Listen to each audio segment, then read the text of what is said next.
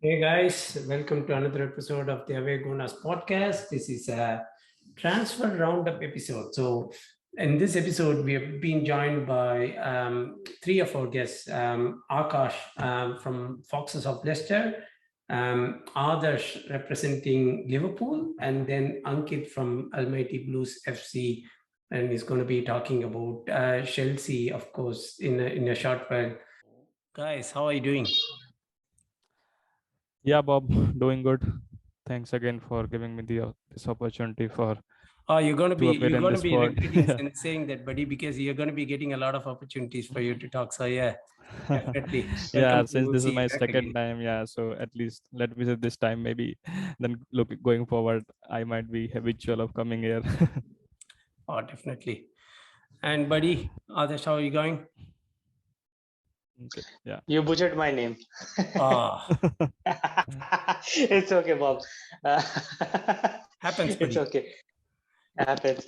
Anyway, so yeah, till now, pin drop silence at our end. Nothing at Mm-hmm, Leicester.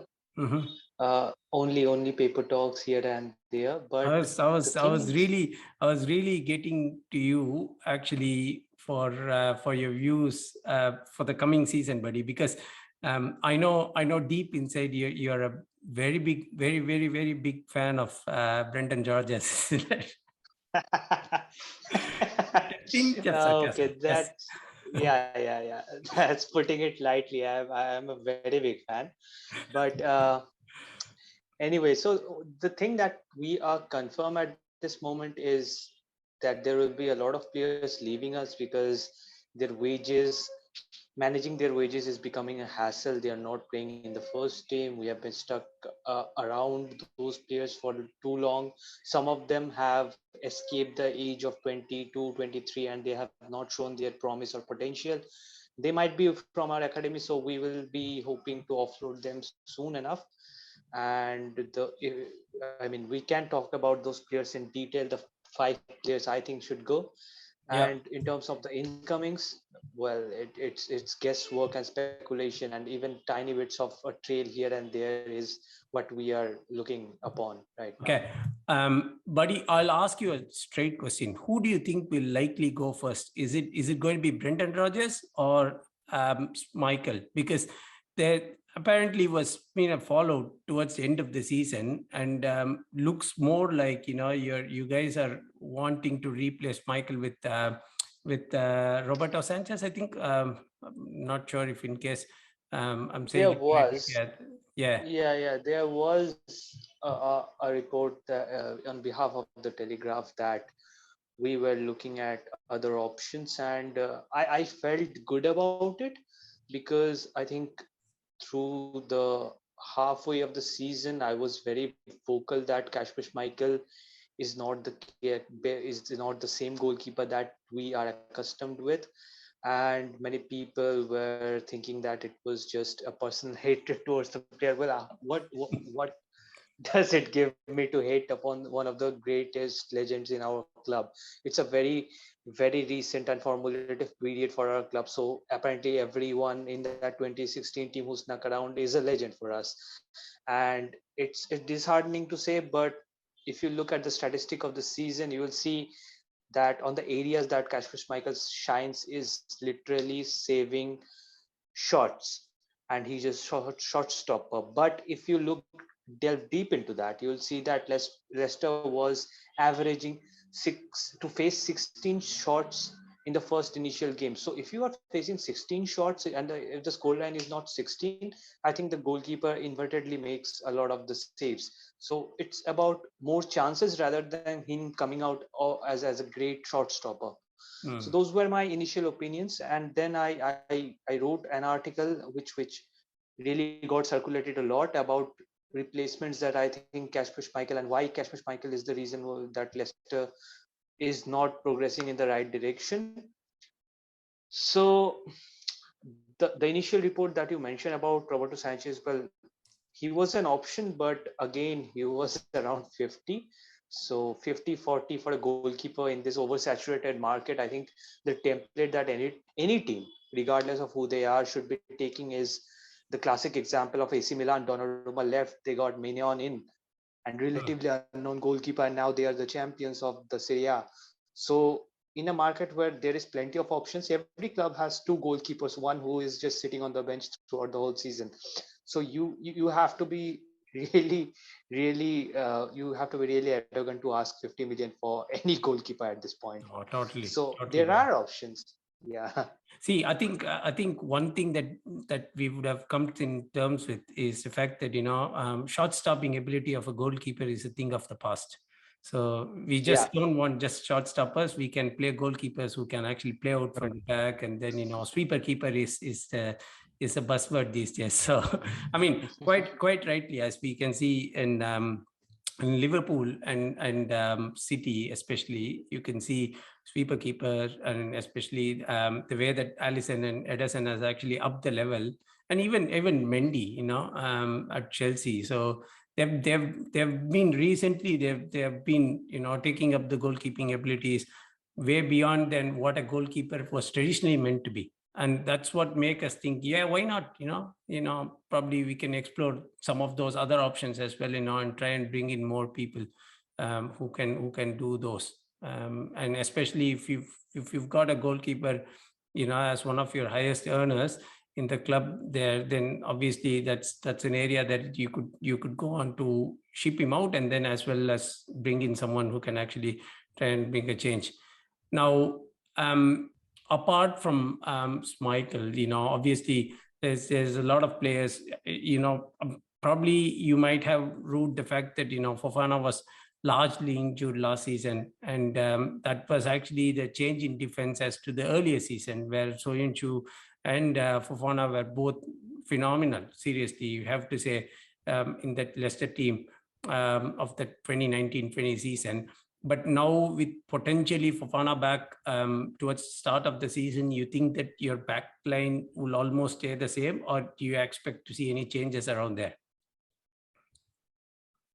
I think we can't go worse than it has been this season. Totally. Fofana coming in, Fofana coming in is a massive boost for us. From the beginning of the season, we were unprepared for it because in a friendly with Villarreal where we dominated for the first 45 minutes, we don't expect a player to go down and miss 80% of the season. So that was very harsh, and we didn't have plans in place. We did some panic buys in form of Yannick Vestergaard. That didn't work out, and It was terrible, isn't it? logically in hindsight, it should have never been, we should have never approached Southampton, a team that scored 9 goals back-to-back seasons, and one of the teams being us. I think that's not a place-based market to look into. So yeah, Vestergaard, now he's a burden at our club, and we need to be focusing on getting at least one center back, because Daniel Amarte does the job but is not the man for the job. So the backline And we can get is officially going to be better, but a lot of the focus will be around Fofana this time, because Sancho really looks bad and he's in a bad shape. Didn't participate, didn't have any involvement in the last 6 games of our season. So that tells you a lot. yeah, and Evans is not young either, so he's 34. So probably approaching the tail end of his career, and possibly one who is likely to go out as well along. I think so. Coming to the midfield, I have got a vested interest in asking this question. So, how do you actually foresee Tillman's situation? Because there is a strong link from Arsenal, and there is actually a likelihood that he might be snapped up at 25 million. I think that's what is the quoted fee. With him approaching the last year of his contract, and there is a likelihood that he will not sign any. It's more likely that he will be getting sold this window. The question is whether he's going to be within the Premier League or outside. I think we did touch upon this, I think, before the Leicester game, if I remember it vaguely. But Yeah, yeah. Tielemans is likely going to be the one who would be moving across clubs, is what I can think of. Especially there's been a very strong interest in Arsenal in that midfield that they need strengthening. So how do you see his chances? I think, well, 25, the initial news is that 25 million has been proposed, but that's just too low for us, because 25 doesn't really cut it when deals are going above and beyond 100. So Well, we can settle somewhere around 35 to 35. Maybe 35 is a good ballpark number. But anything beyond that is a little bit cheapskate, as I might call it, because See, what Tillemans specifically specified was he wanted to go to play for the Champions League. Arsenal playing in the Europa League is still fantastic because you will survive there, reach the finals. Maybe you got a lot more shot than the Champions League, because I think even for us, if we're not winning the Conference League, it's very tricky to aspire for the Champions League or the Europa League. I think everybody should be settling and progressing in a systematic way.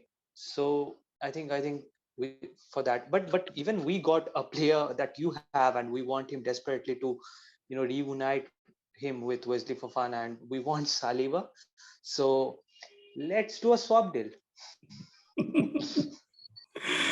your dreams, buddy. I think there's been a lot of suitors for Saliba, and most recently that there's been. I mean, there's obviously a strong link from Marcel for Obviously. them wanting Saliba, but they know that it's all in Arsenal's hands, which is where Arsenal.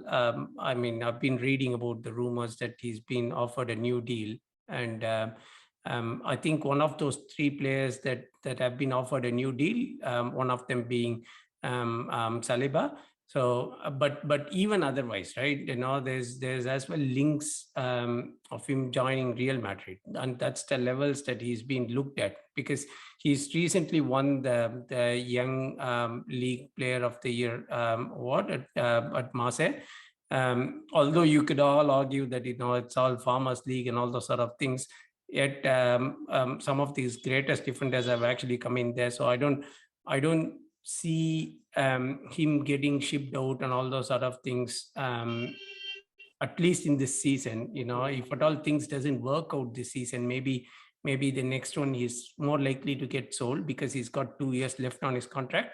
So I know the fans' wish would be to reunite him with his former pair, but I don't think that that's going to be a possibility until or unless something dramatically turns out, that Arsenal can afford to give him to a Premier League rival and still get the midfield that they want.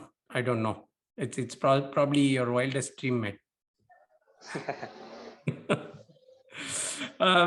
But coming to your attack, right? See, there's always been the talks, for the last 2 years, that Jamie Vardy has been single-handedly carrying your season and all those sort of things. But that didn't quite happen with Saka coming in. Daka coming in. Sorry. How do you see that attack shaping up next season? Of course, I think I feel as an outsider, having watched Leicester, I probably feel, you're still short on the attacking front, and you probably need one or two enforcements, sort of freshen up your attack, and then, try and bring in more dimension in terms of the way that you play. What do you feel about that? I think the correct logic to go behind that question is, let us just focus on James Maddison for a bit. I know he's not an outright forward, but the attacking midfielding role, I think he has been phenomenal. The games I watch plenty of games, because the ones that I miss, I watch pretty long extended highlights from NBC. So it's very long. I keep circulating and monitoring through every game possible. And what I saw in the last few months was Maddison in that midfield department was the best English output that there was. His last few months' charts, I think, showed as an attacking midfielder, he was involved in 30 plus assists or goals. And that is phenomenal. And the man that got the place in the England call up was Conor Gallagher. So he didn't have something, an assist or something, for many of days. I forget the exact numbers, but there it was. So why is Madison's numbers, despite being good, are less? We Leicester fans feel that because the supply line has been there, but the forward conversion has been absolutely absent for a long period of time. When you have Jamie Vardy in that striker role, he is guaranteed to produce goals. I don't know how.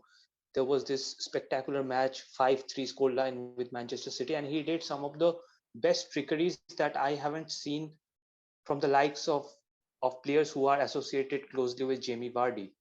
You think he is an outright poacher, fox in the box, but he has those trickery elements to him. I think one of the volley goals with Liverpool earlier in the title after the title winning season was one of the testaments. So I think despite though our initial thoughts at the start of the last season was we should be moving away from Jamie Vardy, we should find his successor. But this season has taught us that he is still going strong. He's irreplaceable at this point. Also, I think for another season we are going to be heavily reliant on him Mm. because Patson Daka and Kelechi Iheanacho both have not been properly utilized by Brendan Rodgers, and that has created a lot of rust in those two players. And Iheanacho is in isolation a different player altogether, because you can criticize him for the 80th minute of the game, and he has shown you nothing promising. But in 2 minutes, within 2 minutes, I don't know how he does it, but he scores a goal and he's back on top. So very unreliable in that aspect, but equally great. But I think Kelechi Iheanacho should be going away this season, and I strongly believe that because he's not getting the time that he requires as a first team player. He is closely being monitored and measured against Patson Daka's output, Yeah. which is becoming a problem for us, and it can cause a Mm. lot of friction because both the players are very different. Patson Daka has the best overall footballing abilities, but Kelechi Iheanacho doesn't. Kelechi Iheanacho has better numbers than Patson Daka, so those things don't measure up. Mm. uh, you should let one go.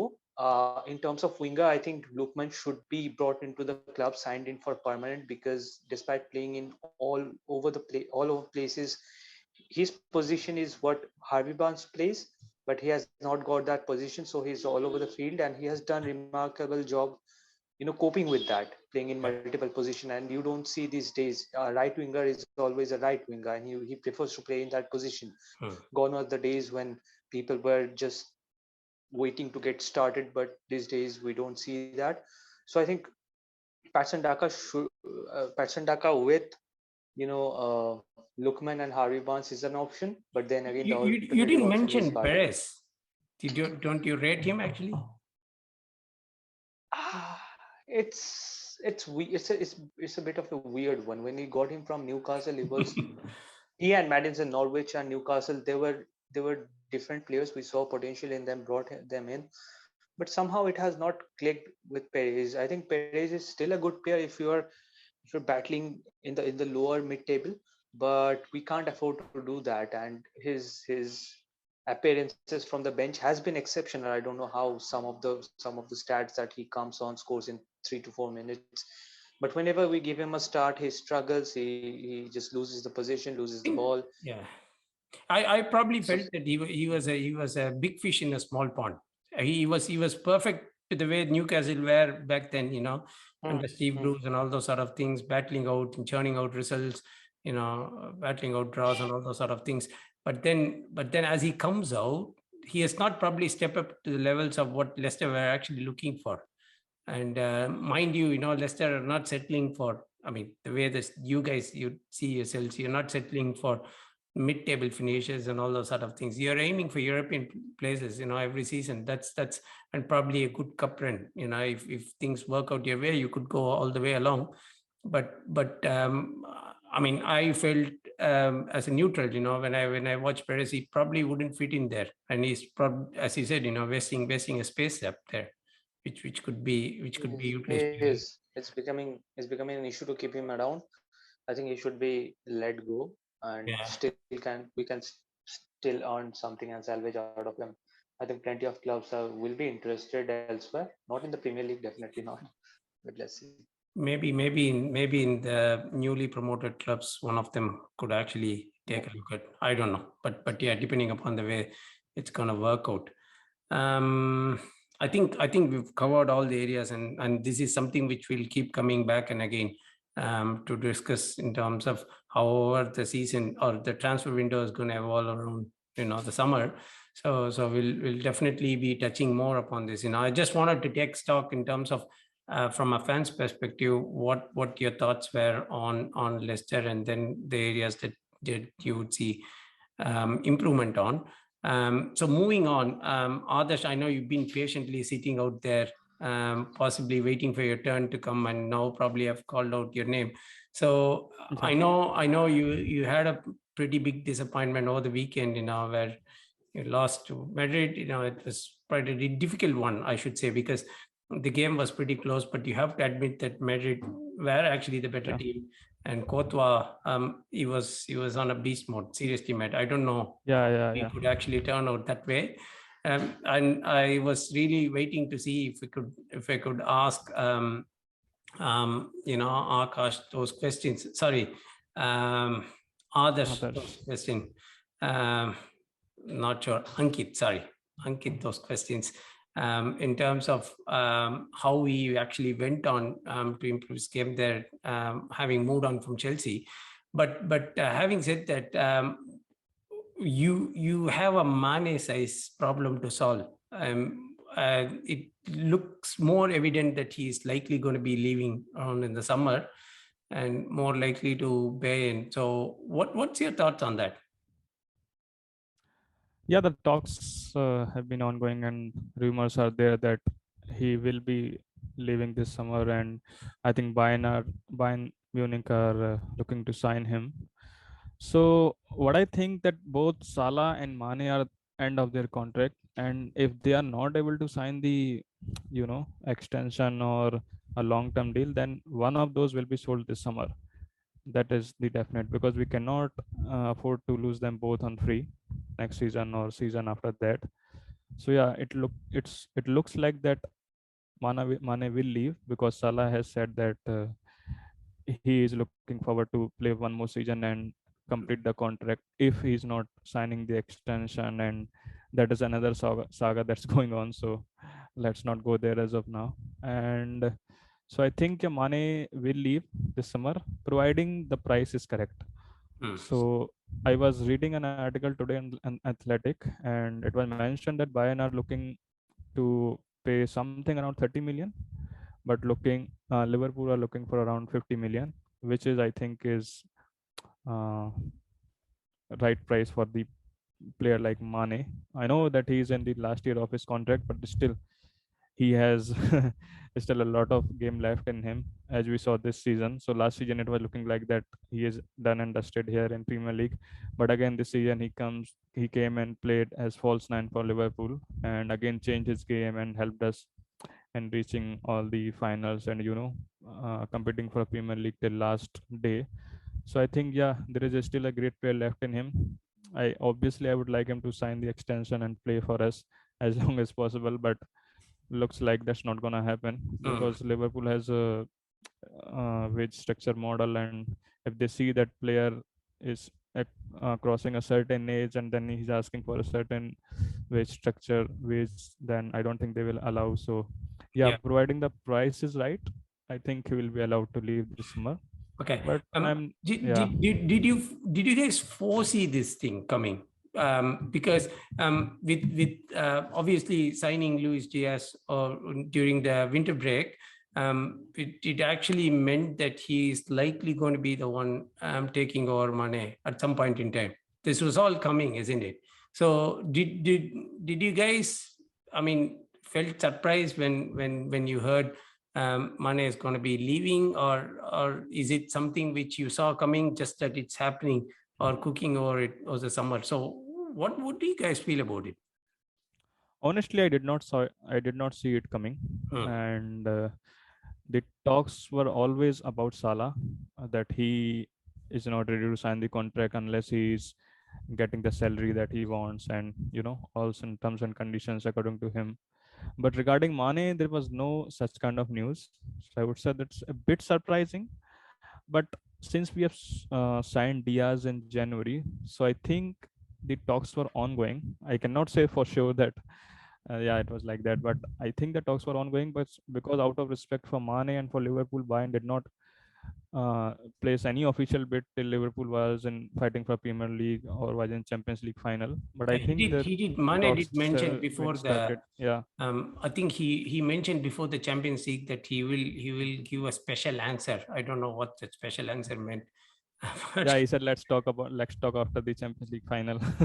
And Yeah, that's if I that's remember probably the correctly. only final that he actually lost in that incredible year. Because I mean, if I look at Mane and Mendy, they're representing Senegal. They almost won Yes, everything. They went into the World Cup everything. at the Yeah, expense of Egypt, and then they won again against Egypt in the African Cup of Nations. I think he has almost won everything there except for that Premier League and Champions League. It would have been seriously an icing on the crown, had he gone on to win both of those, yeah. of course.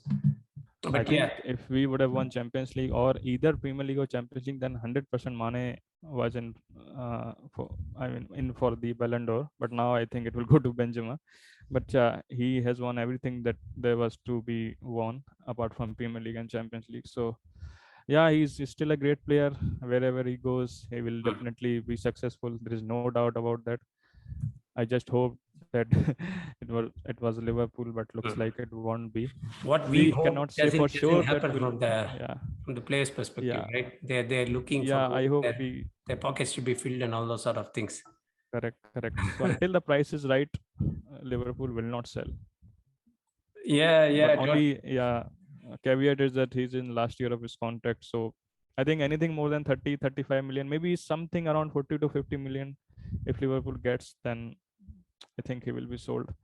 And we have already signed Diaz, and with the policy that we have and the scouting department that we have, we always keep looking for talents across the Europe and other leagues as well. And I'm sure we are already looking for the replacement. I heard that we were in for Sun, not in, but we were looking to place a Hmm. bid for Sun if Tottenham couldn't finish in top four. But now He's they have out of finished in reach, top buddy. four, and Try, yeah, try, now try now dealing it's with Daniel Levy if you could. yeah, I'm yeah. telling you, It's even not in real life, possible I'm now. telling you, it's a lesson that you'll have to learn. Yeah, That if you were to pinch any of these players, it's you are going to be going up yeah, till yet to actually negotiate terms with him. He's yeah, like those what do you call the traders who used to actually wait for the last pound of thing to come to their terms, yeah, yeah, for them to agree upon something.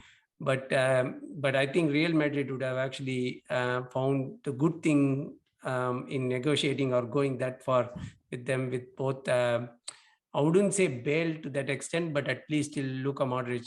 Looking at the way that he yeah. is still, showing his displays and all those sort of things, it's seriously amazing. I think I don't really, regret the fact that he joined in there to go on to win 5 Champions League. It's amazing, quite amazing.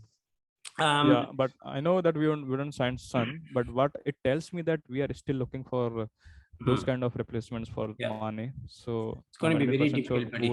yeah, yes, Um, whoever comes, it will take definitely some time. Yeah, I was actually going to touch upon Carvalho that you've signed yeah, from Fulham. Um, he is an exciting prospect, as along with Harvey Elliott, who you signed last year, and both of them, I suppose, would get more featured yeah, this season. With more likely that Mane is going to be moving out. There's obviously plenty of chance that you could bring in these youngsters and then give them a chance to shine. How do you see them featuring in the Liverpool lineup, and then how do you actually possibly see formation changes to suit their needs? yeah. So Elliot actually got chance last season. So he started initial few games. He was playing in the right midfield, and after that he got that unfortunate injury, and then his season was almost over. He got fit at the end of the season and play I think few cup games, but he did not start in the league I think. So same I think goes for Carvalho. He wouldn't be starting the games. Klopp will slowly introduce him to the squad. I think he will play majority of the cup games, but in league I think he has to wait for his chance. Elliot I think will feature more as a right midfielder, so he will link up with Salah and Trent, and he has a great potential. So has Carvalho, but yeah, Yeah. I think Carvalho has to wait for his chances before Hmm. starting all the games. Yeah, Um, with Origi out and potentially going to be joining Milan, how do you see him being replaced? Have you got any links as such so far, in terms of players who Liverpool are looking at? How do you see him being filled? As of now, I don't see any concrete link of any replacement for Origi. So last season we were linked with Bowen and a couple of other players.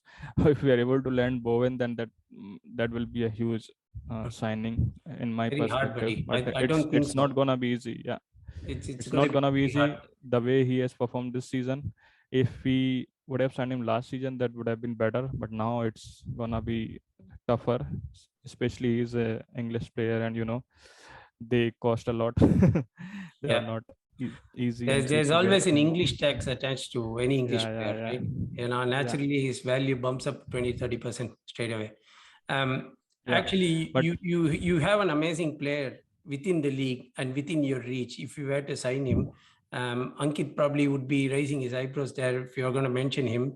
There's going to be big Lukaku who's likely on the way out. We could see. Ankit, how are you going? No, as in, firstly, thanks for having me. But again, in terms of Lukaku, even before that, no dig here, but the fact is, you spoke about Origi in Liverpool. I'm like, how will they replace Sadio Mane? Because that is, kind of imminent. Oh, so, we did speak about that actually. Exactly. Before you I joined in. missed that conversation because for me, I know that a lot is made out of Lukaku, leaving Chelsea, possibly leaving Chelsea. But again, as in we are a known thing that we are in a transition. So I think this season is going to be that season that a lot of changes will come. And yes, Lukaku is the biggest question for me because the fact is, it's about the mindset. What mindset that he's having. So when he started off at Chelsea, he wanted to kind of finish the story that he started a few years back and coming back to Chelsea. Now the fact that as in things didn't go well, maybe in the system, whatever he went and said Sky Italia, and then he was given a chance again, but he was not 100% fit by that time, or he didn't perform. So you can argue that on merit, simply yes, he's the highest goal scorer at Chelsea last season, but it doesn't mean that he deserves his chance as a starter. As in, I know questions have been asked. We gave him a rousing start bet. So he scored his first goal in his second spell against Arsenal. So, in fact, I have to be honest here. As in, that was one of the maybe 4 really good performances that he's had, and he's had a few good performances. I'm not saying that he's not had good performances. I think I remember Arsenal, I remember Aston Villa, I remember the Club World Cup where he scored that important goal. I remember Zenit, and towards the end of the season. So at least 5 games I remember the back of my mind. Yes, he has had good, games. But was it something that we bought Lukaku for? Absolutely no. Just like Timo Werner last year, the argument, I think it was even bigger expectations. We broke a record. So now we have to kind of replace him one way or the other. One way is get him right in the mind, speak to him and tell him that, hey, even if you go to Inter Milan, what will you achieve? To be very honest about it, as a personality, as someone who was so ambitious, supposedly. If that's not on, so be it. We take a loss, at least for the timing. I think it's Inter Milan paying us 20 million plus 70 million, maybe in bits and pieces over the loan plus, kind of a signing kind of a deal that we had with Fernando Torres, where we finally offloaded him to AC Milan, if you remember. So I think it can be that way. But only if I know Liverpool, again, others might be coming in here. They are also targeting one of them, as per the reports in the last 24 hours, and that is Lewandowski, with Barca, Liverpool, and Chelsea kind of linked. So we can only replace experience with experience. We are, as it is, very light on the experience in the squad, with a couple of very senior members already leaving, especially Rudiger. So we need that experience upfront. Also adding to the fact that we are not able to finish our chances well, and that's been our main, Achilles heel. I think again, talking about Liverpool, I think there is always this curious case of Chelsea not fitting in for strikers or number 9s, you could say. Yeah, that's been the days since Shevchenko. I can't remember. Again, I know that it's well documented, and I won't say that the strikers at Chelsea have done really well in terms of the frequency of hits. But again, I think that's a myth. I really do, and I've been going on my channel, repeatedly and mentioning this, that yes, of course, we remember the Drogba, because the kind of difference between a Drogba level output versus others was big. But that doesn't mean a lot of other strikers not work. Like for me, there was a lot of issues with the managers as well. I remember that one year that Samuel Eto'o had. he had a very effective 1 year. I mean, that is what we brought him for, and he exactly did what Chelsea were expecting. Dembaba, he had a very, very effective time at Chelsea. Fernando Torres also, you will say that he's a flop, especially Liverpool fans. I'm pretty sure no comparison to that. But actually, as in you just consider his experience at Chelsea towards the latter half, especially the Europa League under Rafa Benitez. I can probably say he was one of the main reasons why he won the Europa League after getting exit of the Champions League. And again, back in the day, Hernan Crespo, no one remembered for some reason. He had a fantastic year at Chelsea. It's just that he was homesick and he went back. So there have been a lot of names. Nicolas Anelka, this guy was one kick away from us winning the Champions League. For a striker of that caliber, he was really, really, and the guy who sulks, he actually, fitted in well with Drogba. And for a strange reason, we never used 4-4-2 kind of setup. And with Ancelotti, we played the diamond, and Nicolas Anelka with Drogba really worked well. So there have been cases, of course, Diego Costa more recently, Tammy Abraham also, Giroud as well. I think those people had very good times at Chelsea, but the expectations at Chelsea are far higher, that I understand. But I don't think it would be fair to say that Tammy Abraham, the age what he has, what he's achieved with Chelsea was anywhere close to, as in great. I would say that he was right up there, but he didn't fit in the Chelsea system the way Tuchel plays. As in Tuchel wants a person who kind of, not only, as in keeps the ball, or does a hold-up play like Giroud used to do, like a Drogba used to do, but also is able to, add in, run in the channels, like a Havertz does. So that is an ideal striker, and Lewandowski kind of fits all the bill. And it's easy for me to say, I know, but that's what it is. Let's take a step back, Ankit. So I probably wanted to talk to you. First of all, congratulations on the ownership change. I know probably that's the best outcome that you could have asked for. As an Arsenal fan, I was hoping that if things might actually get delayed, probably Arsenal can sneak into the Champions League as a back route or sort of thing. That didn't quite happen. But anyway, moving on from that, you've got a bigger issue to solve. Your defense is completely sold out at the moment. With your senior pros potentially marching out, how do you actually see the new ownership, taking over such a challenge, and then, probably who are likely going to be, replaced with the personality who's actually out of the door? Big question. I know, we haven't included numerous kind of centre halves, be it even fullbacks, because Alonso is probably leaving. Azpilicueta also, it's last year, but technically, if there's a good buyer who gives, like how we let Giroud go in the end, he might leave as well. He's a club captain. And of course, Rudiger, I think he was indispensable. So I don't think it's easy to replace him in one window. So I would really hope that the owners are patient with Thomas Tuchel, and owners being patient with the Chelsea manager is not heard of in the last couple of decades. I know that. But I think this is something of as in realism that we need to look at. And I think the owners need to be a little bit patient because I think Thomas Tuchel, for him, the defense is key. You saw us winning the Champions League, and one of the reasons was our defense was really, compact. They really, had the leadership element, plus as in they had the calm, the composure. So such people are not easy to find in the market. I know Akash will probably not like me saying, but the fact is there are a couple of people from Leicester that we have been linked with in the last few months.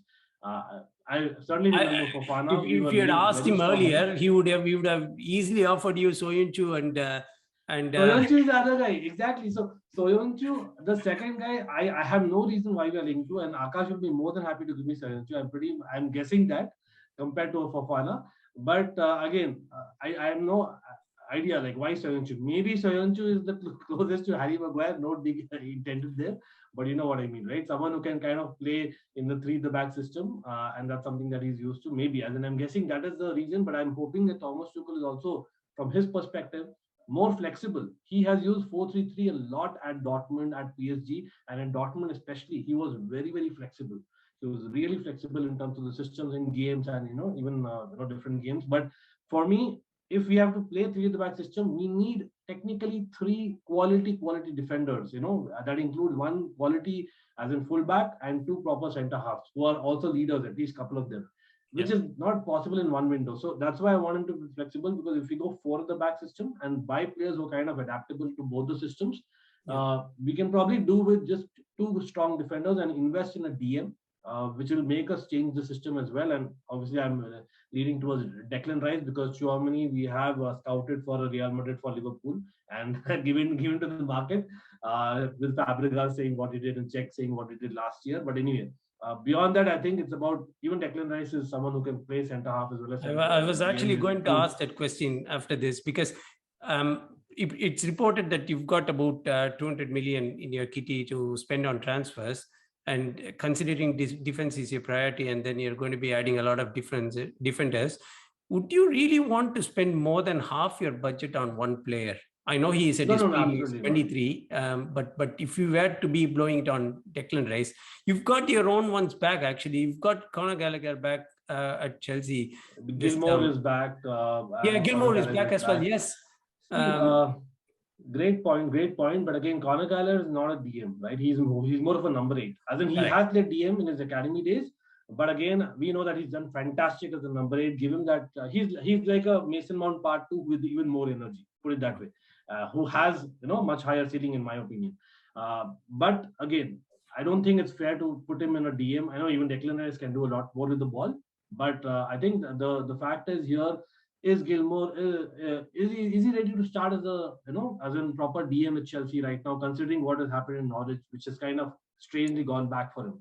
So I don't see that. And plus, again, coming to the fact that Declan Rice has also played as an emergency centre back helps. If we go 3 at the back, he can probably do that as well. I know that will be taking away from what he can provide up front. But again, for me, only if we can negotiate. I think Marina, she does the magic. If she is able to negotiate. Is she going to stay along with the new management as well? I think she's gone on record saying that she'll be staying at least for the next few months, and then let's see how it goes. So I think this summer it's key for Marina and Petr Cech to change the roles. And I think they can easily kind of negotiate because West Ham, again, they didn't finish the season very well. And Declan Rice, I'm pretty sure, will command a lot more suitors. But yeah, it's about Chelsea. He loves Chelsea. It's in London. I think if we're not going to break the record for him, that's for sure. But if you're able to get him somewhere around 75 to 85 million, I think it's worth. Let's see. As in, again, I am optimistic because I think Declan Rice loves the club so much. Because if he really wants, it's down to him. I would put that way. And obviously there are other options like a Bissouma and things like that. But again, those are like second options. Ndidi maybe again. I'm sure Akash would not like me saying it, but those are options that we've as fans we've spoken about. But I think we've not been heavily linked. It's about us, believing in Declan Rice project. We believe in Chouamani project, which has sailed. But I think coming back to centre half, it's not just Fofana we were linked with. I think Pau Torres is someone that I think Manchester United are going for. I'm kind of surprised because, definitely all respect to Manchester United, but the fact is they don't have Champions League football in the last decade.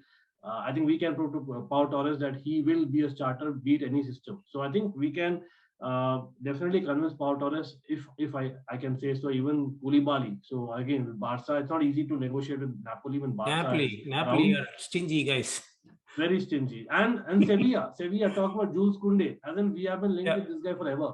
So I don't think that's because it's being held by who's that guy? I forgot his name. The Roma guy, ex-Roma guy. The sporting director. Monchi, correct. Yeah, that's right. Monchi, yeah. Okay. But the fact is, we have been really, hasn't been played hardball with Sevilla and Napoli in the past, with respectively, I think it was Dani Alves and of course Koulibaly himself in the past. So we don't have great experience. That's why I'm shouting out Pau Torres. I think Tuchel wants Guardiola, Josko Guardiola from Leipzig. He can also play left centre half, which is again Rudiger's position. But again, like I said, I would rather have someone who can play 4 at the back or 5 at the back system and brings leadership. And Pau Torres kind of ticks all the boxes for me. So I would rather have him, and Jules Koundé is kind of inevitable. Come on, like after talking to them for like 7-8 months, I'm pretty sure we'll rather pay 10 million rather than spend all the time again on a new defender. So I think a Jules Koundé, a Pau Torres, and a Declan Rice, along with maybe as in getting Dembele on a free, kind of just about can match us the 200 million kitty. That's what my math says. Would you actually take a pin on Dembele, because considering his injury record and all those sort of things and its addiction for PlayStations? Oh yes. Don't worry about that. I mean, if given a choice, like we were linked with Neymar out of all the people, with Tuchel kind of having a good time with him. I won't mind Neymar, but the thing is, can we afford him? I don't think so, because we have a lot other places. Plus, I think already there are question marks about a 30+ year signing, which I don't agree with either. Our club needs to be a little bit more flexible because it has not worked. It has not worked in the league for the last 5 years. So we have to change back a strategy and say that age is just a number. Thiago Silva proved it. Let's actually sign anyone who's good, who's kind of affordable, and will get some value back, maybe at 34 even. Why not? Yeah, totally. Apart from all these things, I just as well wanted to touch upon two players that you've still got at Chelsea and potentially are likely going to be leaving this year, who's Loftus-Cheek and Barkley. What do you actually feel about their prospects this season? So do you think that they're likely going to be sold potentially for a lower league team? See, as in, firstly, I feel sorry for Ross Barkley. I'm pretty sure, like the rest of the panel also will agree. Like, yes, of course, there have been a lot of memes, Ross the boss, etc., which actually he kind of, did well in certain cup games in the past. But for some strange reason, he was never kind of, absorbed in the Chelsea squad, just like a Drinkwater never was. I know their level really dropped. Again, Akash and others have seen both these players in the Premier League for many years, but for me, like it is high time that we get rid of Barkley. Only criticism of Tuchel is if we had to get rid of a Barkley who's not old at this point in time, he probably should have played him a little bit more so that his value could have been right about there in all the cup games. Like Saul was on loan, so I don't think we'll get any money anyway. We are letting him go. But I think Ross Barkley was our player, so we should have played him more rather than even Saul wasn't played enough. But even those minutes, Ross Barkley should have been played, in my opinion. Towards the end of the season, just like maybe a Lukaku didn't play enough towards the end and he was not ready for the FA Cup final, and maybe his values also dropped. So those are things that Tuchel, as a manager, I think is still learning at Chelsea. Maybe because he didn't deal with such big squads previously, possibly. The second thing you asked about Ruben Loftus-Cheek. Now, come on, I love the guy because I have been following him right from the academy days, from the very start, and I won't lie, I'm one saying that he's the combination of a Michael Ballack and a Paul Pogba. Unfortunately, he is not, and that's the reality of it. Yes, of course, the injury that he had 2019 under Sarri, in that weird kind of friendly we had, obviously was a huge cause for that. But I think its application has not been right. Having said that, it's about our system as well. If Tuchel is going 4-3-3, we have four of the better number 8s in England today. If you really ask me, like we have Mason Mount, we have Kovacic, we have obviously Gallagher and Ruben Loftus-Cheek, who is a typical number 8. Actually, he's not like a goal scorer. He's like a typical number 8, and he can kind of provide to the attackers as well as help the defense. So it's a bit of a both, or who can travel with the ball. So I think I'll rather keep him in the squad if he's okay to kind of again play a similar role than last year. He's not going to be a starter. He's not going to be a starter. But at the same time, if we get a good bid, which I really doubt, considering his season how it's gone, apart from the FA Cup semi-final, I don't think there are many kind of performances by him who kind of stood out. So I think I'll take the bait and I'll say that sell him if you're getting a good bid. But yeah, no point loaning him. He's already, I think, close to 25 now. So totally. Both the players, it's better we sell. But I think in Loftus-Cheek's case, I still would like to keep him because of the fact that he understands Chelsea and he's a typical number 8 whom we may be needing because Kante hasn't been superb as well. Yeah. No, I think you summarized that pretty well. Said so. I mean, you would of course have plenty of headaches during the course of the window because obviously with all the teams that we're talking about, we're not short of players in each position. Just that I think the quality that we are as fans, looking for means that the club, would actually have to dig deeper in terms of the options that they have and then potentially try and bring in players that they want, which can more fit into their system.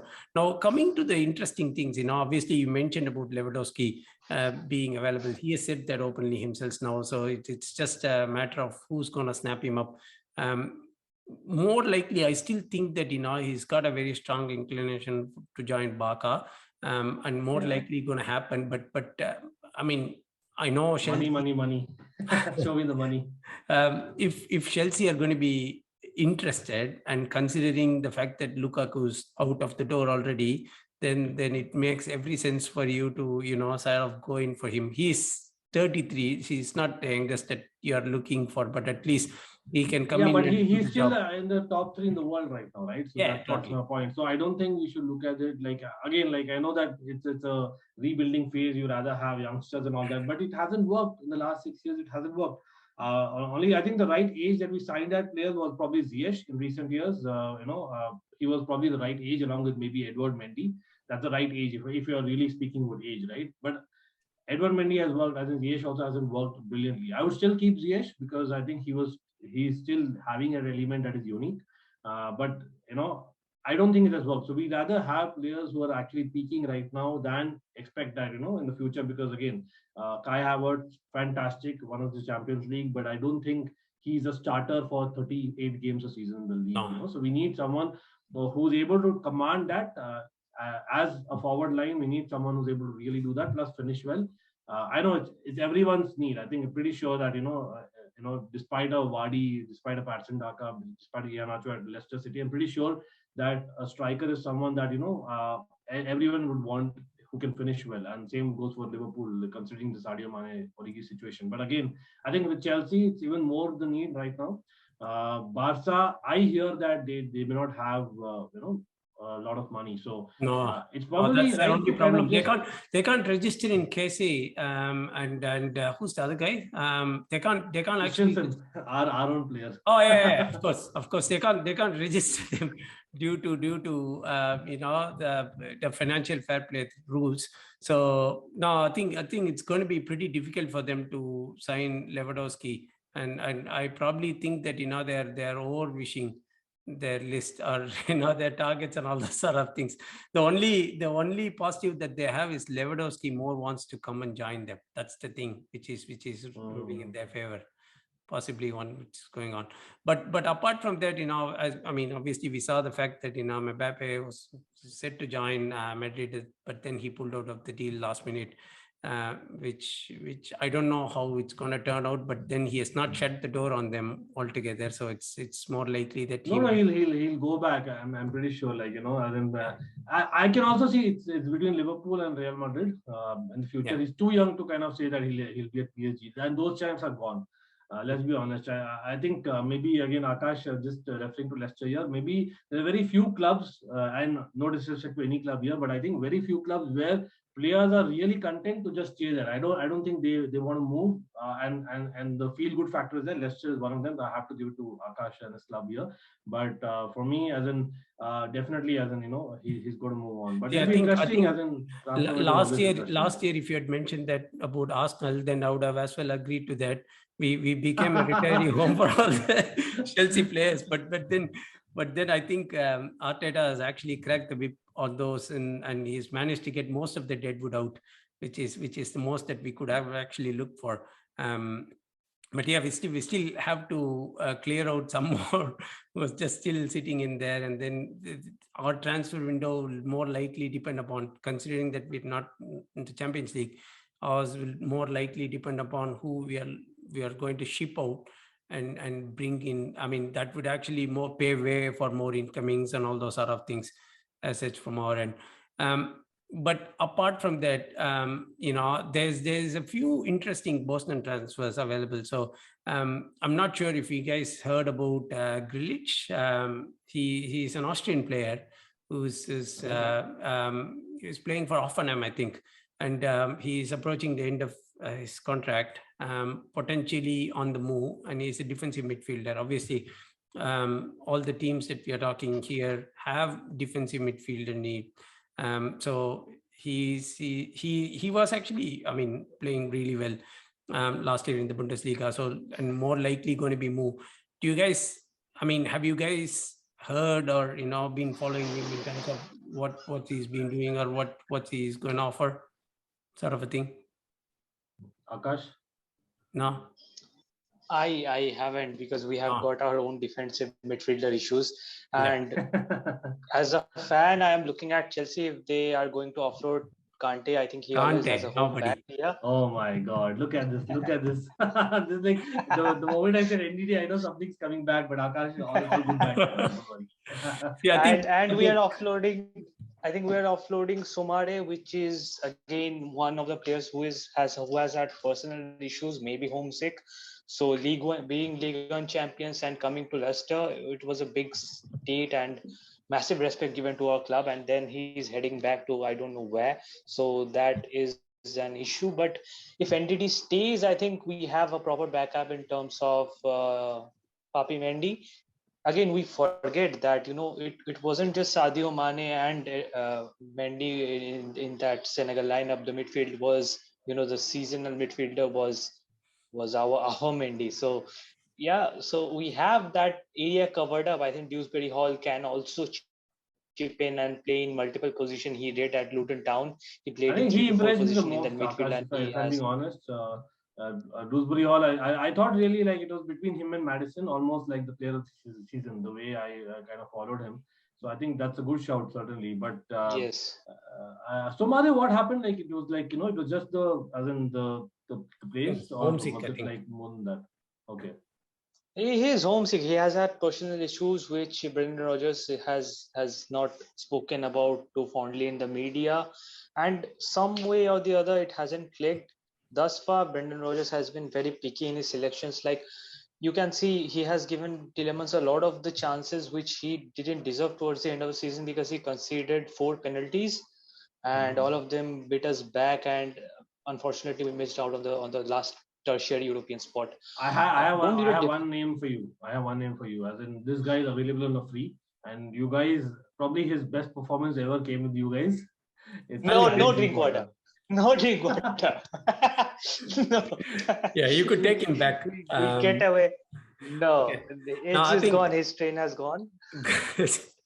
Guys, I think with this episode, we've just assessed where each of our teams are. I've not spoken about Arsenal for this episode. I'm planning to bring in another fan of the club, and then talk about it in detail.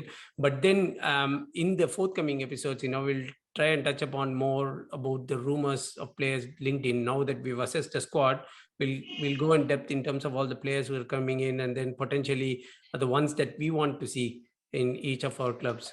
So yeah, we'll probably wrap it up with that until or unless you guys have anything else to add on. And I'm really looking forward to the next few ones where we are going to be talking in terms of all the players who we are linked with, and then potentially we'll go from there. Okay. For sure. As in, great time. I know that I didn't spend a lot of time, but always great to discuss football. Awesome. And great to meet Bob and Akash. Always hope to see you soon, bro. Thanks, guys. Thank you for joining, and then we'll meet in the future. Yeah, thank you. Bye.